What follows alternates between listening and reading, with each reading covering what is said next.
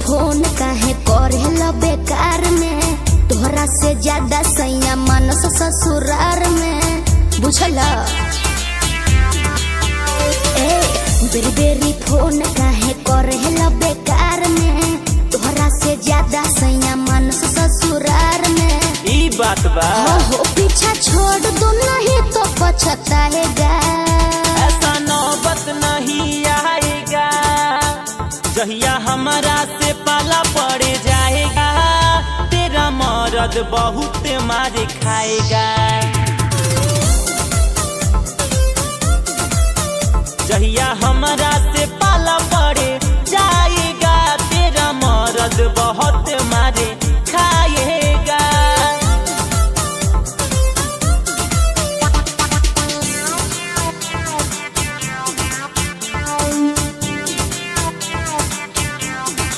Music by Rakesh Roy.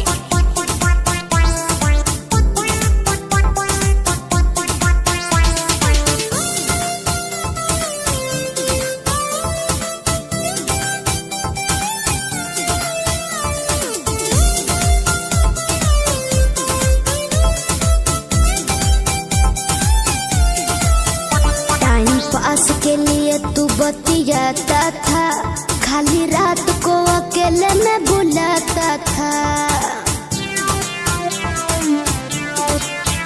Time pass के लिए तू बतियाता था, खाली रात को अकेले में बुलाता था।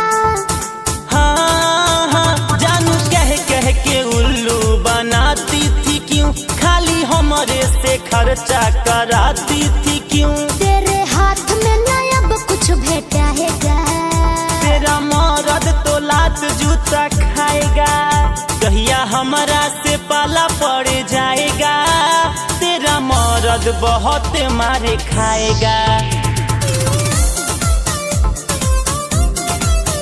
जहिया हमारा से पाला पड़ जाएगा, तेरा मर्द बहुत मारे खाएगा।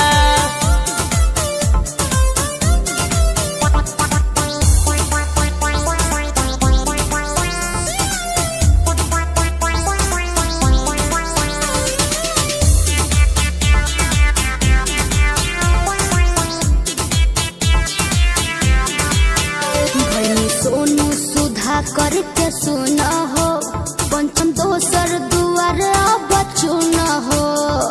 अरे दूसर दुआर देखे बाबू।